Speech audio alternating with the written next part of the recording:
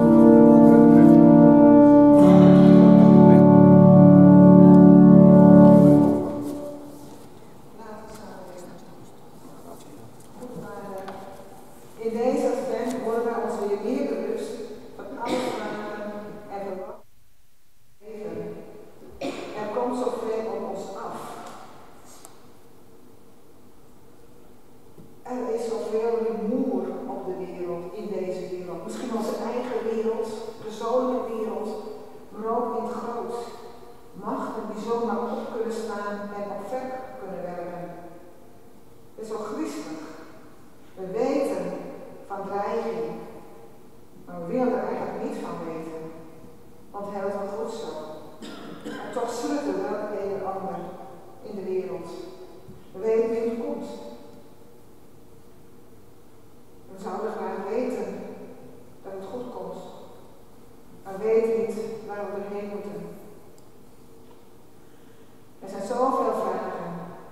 En wat we wel weten, is dat deze vragen niet te gaan zoeken naar antwoorden in luxe, comfort en macht die toch niet blijven zijn, maar bij u, Heer, die ons diepste geluk wil. Help ons daar meer tijd te maken voor stilte, bezinning, gebed, inkeer, omzien naar de ander. Doordring ons van uw blijde boodschap. Maak ons geestdriftig als Johannes, zodat we onze medemensen nieuwe moed kunnen geven. Vergeef ons indien we daarin tekortgeschoten zijn. Kom onze hulp, want alleen zijn wij onmachtig. Vervul ons met een groot geloof in en met uw geest die ons in staat stelt uw komst voor te bereiden. Hoor ons zo in Jezus' naam. Amen. Dan zal nu gelezen worden naar 6, vers 1 tot 10. Wie denkt dat hij iets is, terwijl hij niets is? Wie denkt dat hij iets is, terwijl hij niets is, bedrijft zichzelf. Laat iedereen zijn eigen daden toetsen, dan heeft hij misschien iets om trots op te zijn. Zonder zich er bij anderen op te laten voorstaan. Want ieder mens draagt zijn eigen verantwoordelijkheid. Wie onderwezen wordt in het evangelie, moet al het goede dat hij bezit met zijn leermeester delen. Vergis u niet, God laat niet met zich spotten. Want wat een mens zaait, zal hij ook oogsten. Wie zaait op de akker van zijn aardse natuur, zal verderf oogsten. Maar wie zaait op de akker van de geest, oogst eeuwig leven. Laten we daarom het goede doen, zonder op te geven. Want als we niet verzwakken, zullen we oogsten wanneer de tijd daarvoor gekomen is. Laten we dus in de tijd die ons nog rest, voor iedereen het goede doen. Vooral voor onze geloofsgenoten. Wij zingen lied 463, vers 1, 2, 3, 7 en 8.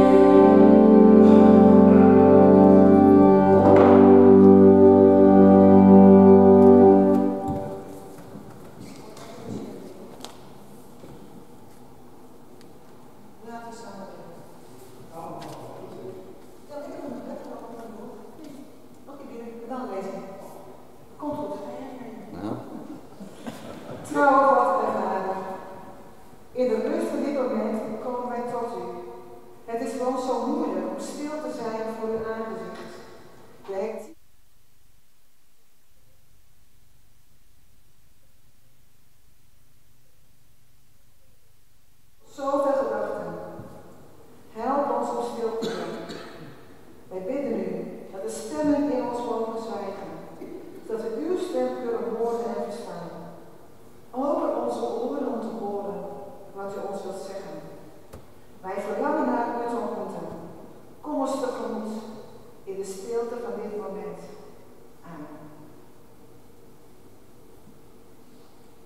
We lezen nu Lucas 3, vers 7 tot 18. Johannes zei tegen de mensen die massaal uitliepen om zich door hem te laten dopen: Addergebroed, wie heeft jullie wijsgemaakt dat je het komende oordeel kunt ontlopen? Breng vruchten voort die tonen dat jullie tot inkeer gekomen zijn. En zeg niet meteen bij jezelf: wij hebben Abraham als vader. Want ik zeg jullie, God kan uit deze stenen kinderen van God kan uit deze stenen verwekken.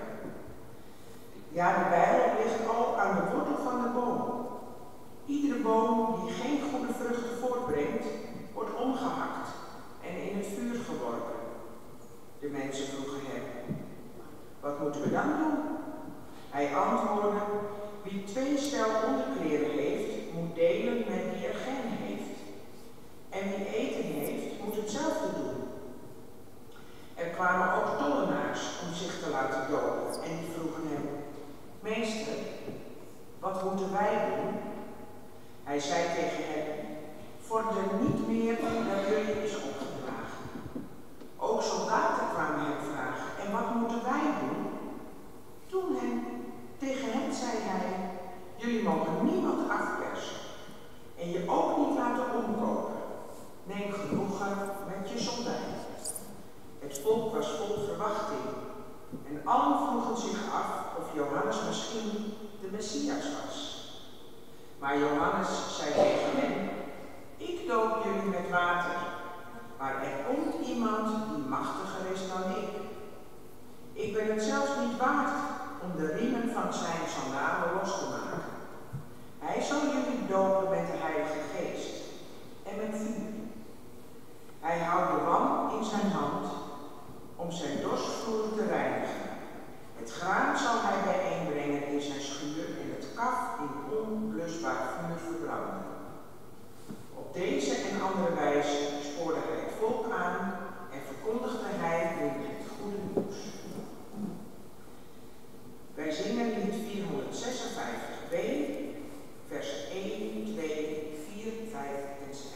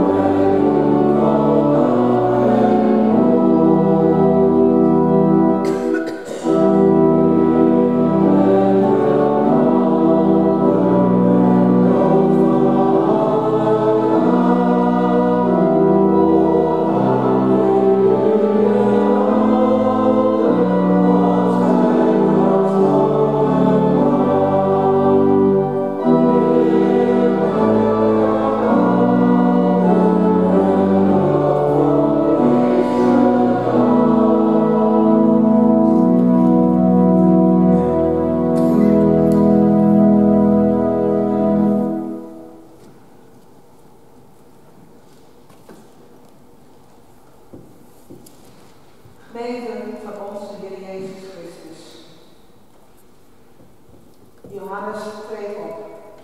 De man die, naar het lijkt, nooit op strand bestaan heeft geleid. Misschien was er wel zelfs een beetje een zonderling figuur. We lezen pas van hem als hij optreedt bij de Jordaan. Hij heeft in de woestijn geleefd. Leed was spreekhanen en mijn honing. Droeg een nieuwe mantel. Ik denk, als ik dat beeldvorming laat spreken, dat hij niet echt verzorgd uitzag toen het publiekelijk op ging treden. En toch trekt hij aandacht.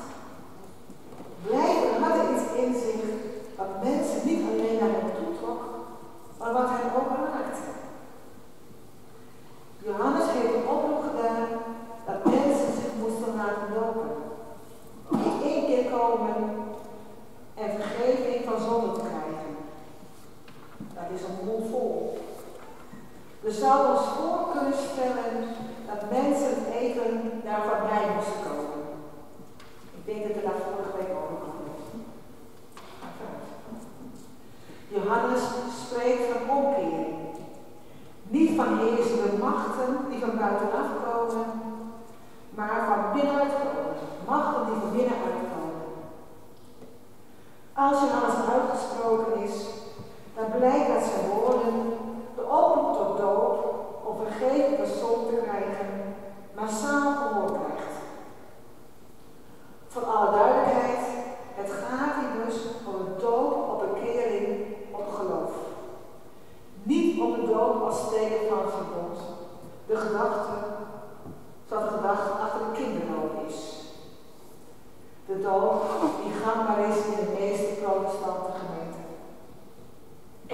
Kinderdoop, volwassen doop, dat heeft te maken met verschillende opvattingen over de verbondsopvatting en het doop op geloof.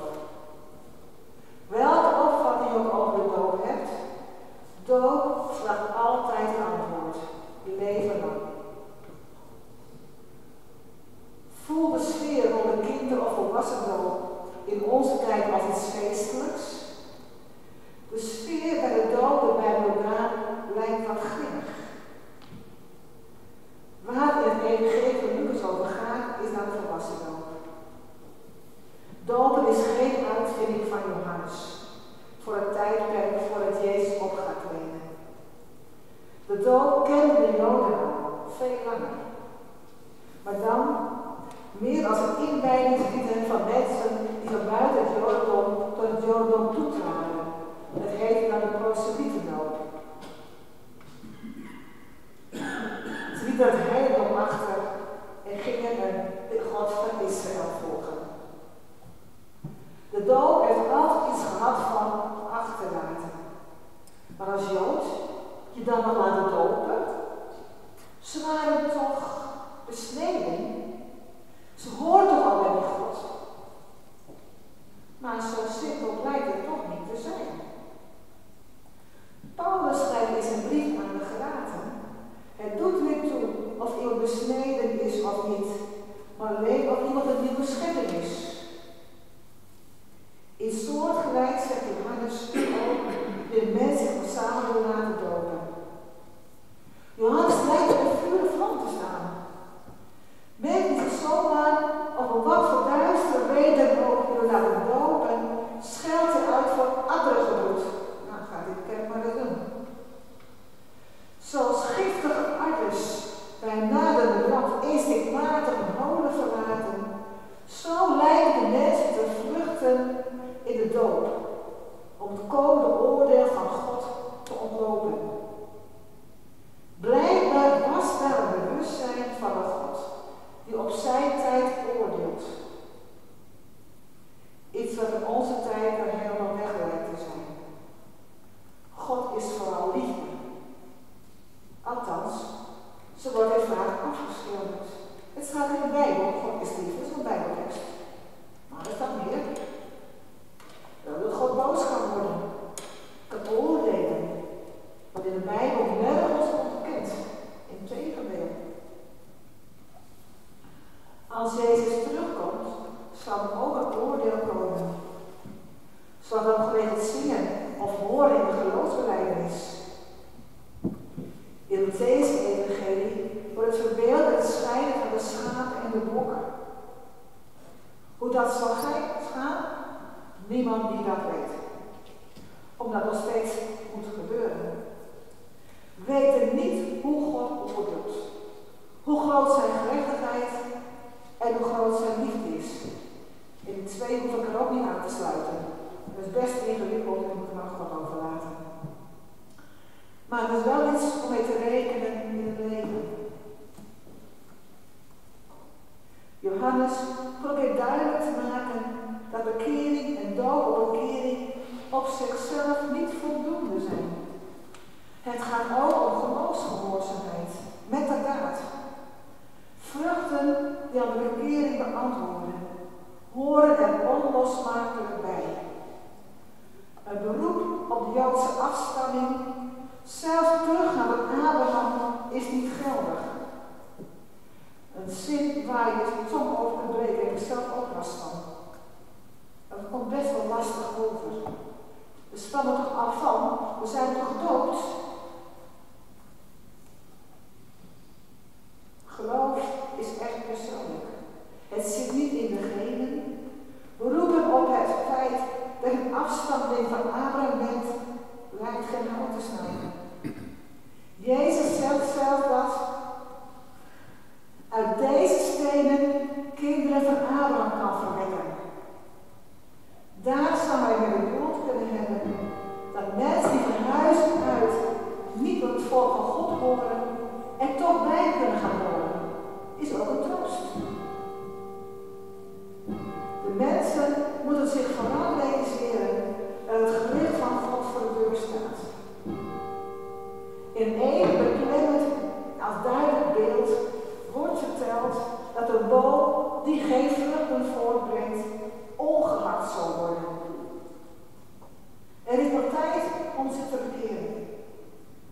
Blijkbaar had Johannes, toen hij mensen met andere beroepen vergeleek, toesprak in de gaten dat het dopen van deze mensen niets met een levensinstelling te maken had. Het lijkt wel of Johannes één en al oordeel verkondigt. Maar je doorleest, dan zie je dat Johannes te doen is om mensen te redden, om een redding aan te zeggen. Meedelen dat Jezus, de beloofde Messias, zal komen, juist om te redden. Blijkbaar had Johannes, toen hij hoopt en verwacht dat de mensen in de vuur en vlam zullen staan, om het voorbeeld van Jezus na te gaan volgen. Het hoeft niet helemaal eigen kracht te doen. Ze zullen geleid worden door de Heilige Geest. Maar dat moet je toelaten. De mensen zijn geraakt door de woorden van Johannes. Misschien zou je dat kunnen zeggen, in paniek. De toehoorders van Johannes waren zich bewust van het komend oordeel. Niet alleen de fariseeën en de schriftgeleerden, maar ook de gewone mensen. En ze waren er bang voor. Wat moeten we dan doen? Johannes spreekt de mensen aan in een gevoelige snaar. Van de mensen die meer hebben dan nodig is, zegt hij dat ze aan de armen moeten geven. Ja, het lijkt eenvoudig, rechtvaardig en simpel. Maar niet is het allemaal wel eenvoudig, rechtvaardig en simpel. Het is rechtvaardig, denk ik. Maar eenvoudig of simpel? Hoe vol is onze klerenkast, om het maar te noemen? Soms denk ik stiekem, toen Jezus nog leefde, kon men zich nog niet op het kruis beroepen. Dat hij voor onze zonden is gestorven. En moest met een goede werken komen. Maar sinds Jezus is gekomen, hebben we daar veel meer de nadruk op het kruis, het lijden, het sterven en de opstanding gelegd. Maar terwijl ik dat zeg en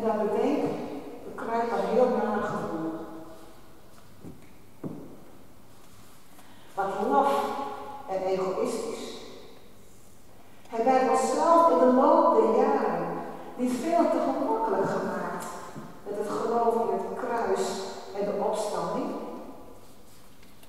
Komt ons dat rijk der westerlingen niet verhip te goed uit?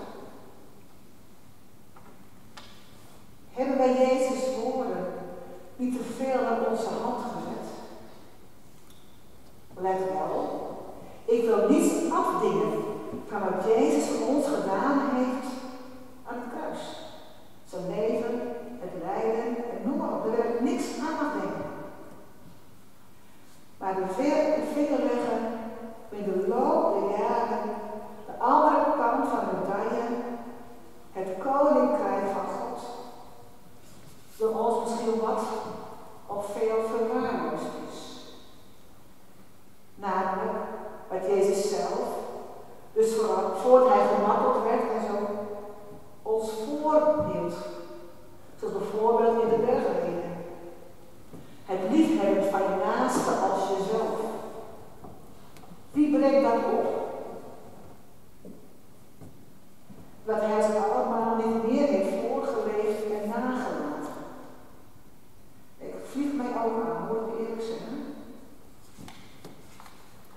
Zij spreken over het koninkrijk van God, waar God heerst, en dat gaat zoals God het zal willen of bedoeld heeft, komt alleen het bergreden voor.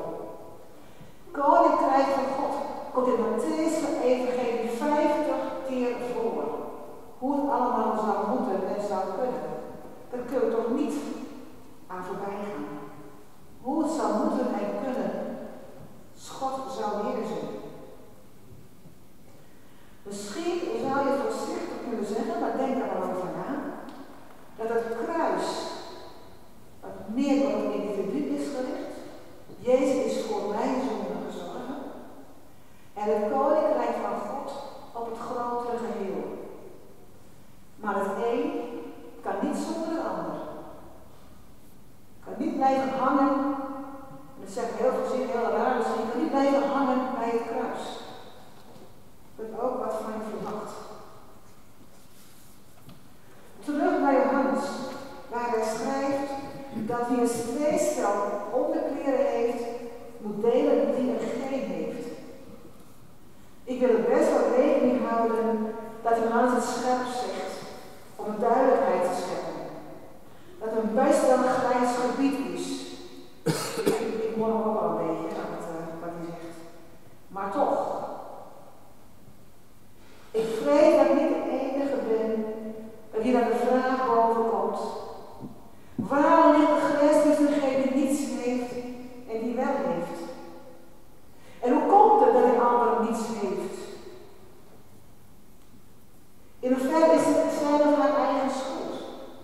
Is geen water naar de zee jagen?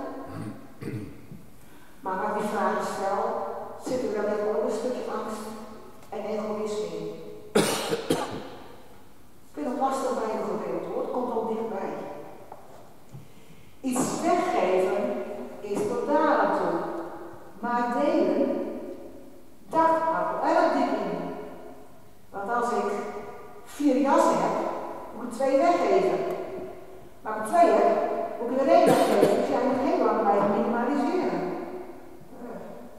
Zover ben ik nog niet. Ik weet niet of u bent, maar ik vind het heel lastig. Wat staat er wel? Wat moet je daarmee? Ook tollenaars kwamen naar Johannes en vroegen wat ze moesten doen. Als buitenstaander weet het antwoord wel. Een buitenstaander weet toch altijd beter, toch? Deel simpelweg omdat het je niet raakt. Tollenaars werkten voor de Romeinen. Ze in de geld bij het in- en uitvoeren van goederen. En daar rekenen ze extra voor. Johannes zegt dat ze niet meer mochten vragen dan het vaste tarief. Klinkt billig. Maar als je salaris wat berekend is dat je toch meer neemt dan je tarieven, dan wordt je inkomen wel heel karig. En er zijn ook van de soldaten dat ze hun macht niet mogen gebruiken om het afpersen van geld. Ze zijn helemaal ineens, macht mag je nooit misbruiken. Maar ja, waar doe je als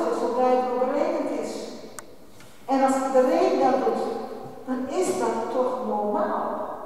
Hoeveel vinden wij niet normaal? Of hebben we altijd normaal gevonden? Waarvan je achteraf zegt, hoe is het mogelijk dat we het normaal vonden? Roken in de trein. Absurd. Dit is nou bijna een misdaad. Bewustwording kan lastig zijn. En achteraf dat je zegt, hoe is het mogelijk dat we altijd zo gedaan hebben? En als je aangeeft dat je het niet meer zo wil doen, omdat je zegt dat het verkeerd is, dan zeg je impliciet tegen de ander, jij doet het verkeerd. Ja, hoe zal dat vallen? Zullen ze gaan lijden? Zullen ze voelen, ervaren als een bang voor je zijn, dat je verraden wordt? Durven wij door de gangbare gewoontes te stappen? Ik stel die vraag niet aan u alleen, ook aan mezelf. Dan weet ik wel dat er heel veel nog voor zit. Opvallend is dat Johannes de mensen niet op een kop geeft. Ze uitscheldt voor oplichters of zo. Hij veroordeelt hen niet om hun beroep. Hij zegt alleen dat ze de fouten, ik noem even fouten, die ze in het werk gemaakt hebben, niet meer moeten doen. Hij zegt ook dat ze met hun beroep moeten stoppen. Menig beroep op zich is niet verkeerd. Alleen wat mensen ervan maken, maakt dat er smet op komt. Bij Johannes duidelijk maken dat de verantwoordelijkheid van de mens in zijn of haar dagelijks leven ligt. Zo krijgen mensen, tot wie Johannes spreekt, een nieuwe kans. Mensen die zich willen laten dopen, moeten dus wel weten wat ze afleggen en waar ze aan beginnen. Dat is niet niets. Het gaat er niet om mensen neer te drukken, maar om het goede nieuws te verkondigen, dat de Messias binnenkort zal komen. We zitten nu in een hele rare tijd. Oorlogen. Hoe komt het? Hoe pakt het uit? We zijn bang voor een derde wereldoorlog, het wordt af en toe geroepen. Hij staat heel ver van ons af, dat willen we niet. Ik wil het niet voorstellen, ik wil het ook niet voorstellen. Maar wat als Jezus terugkomt? Als we door de hel heen gegaan zijn. De waterdoop van Johannes vraagt om daden van gerechtigheid. De vuurdoop van Jezus vult die levenspraktijk met bezieling door de Heilige Geest. Een bezieling die niet gekleurd is door onheilig vuur van egoïsme of wanhoop. Maar ons kan bezielen en drijven naar een bezieling die gekleurd is door liefde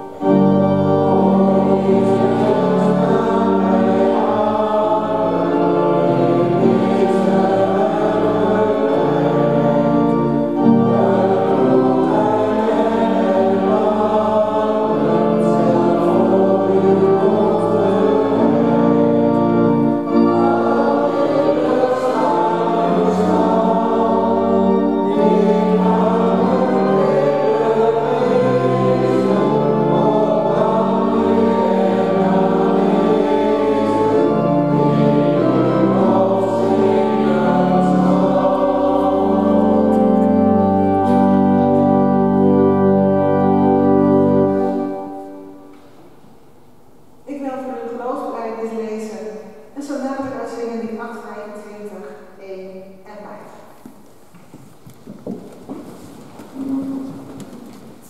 Ik geloof in God de Vader, de Almachtige, Schepper des hemels en de aarde.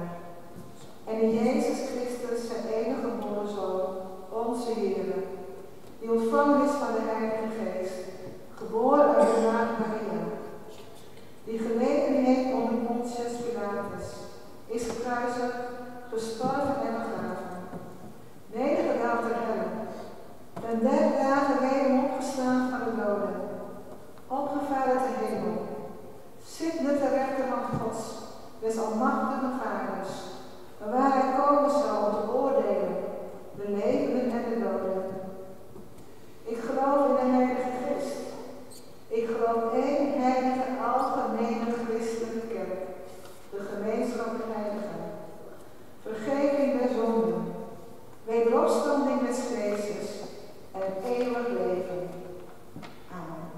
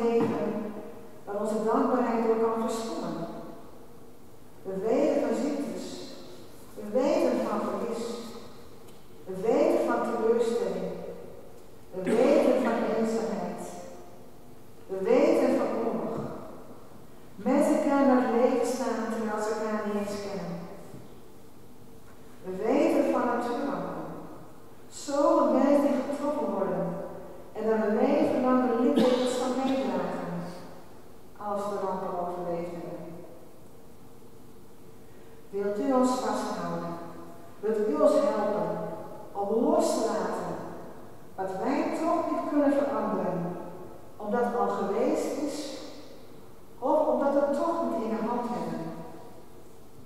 Wilt u ons helpen om mens te zijn zoals u ons bedoeld heeft?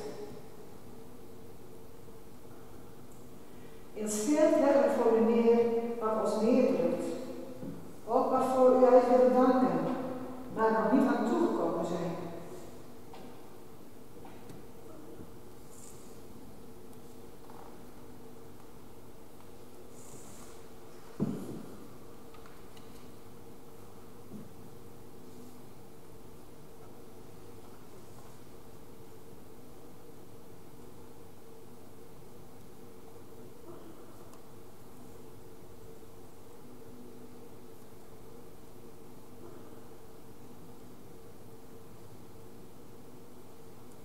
Zo bidden wij samen het gebed dat u ons geleerd heeft. Onze Vader, die in de hemel zijt, uw naam wordt geheiligd, uw koninkrijk komen, uw wil geschieden, gelijk in de hemel, als ook op aarde. Geef ons heden ons dagelijks brood, en vergeef ons onze schulden, gelijk ook wij vergeven onze schuldenaren. En leid ons niet in verzoeking, maar verlos ons van de boze. Want van u is het koninkrijk, en de kracht, en de heerlijkheid, tot in de eeuwigheid. Amen. En nu gelegenheid voor het geven van de gaven. En zo dadelijk gaan zingen in 4:41, 1, 6 en 10. Amen.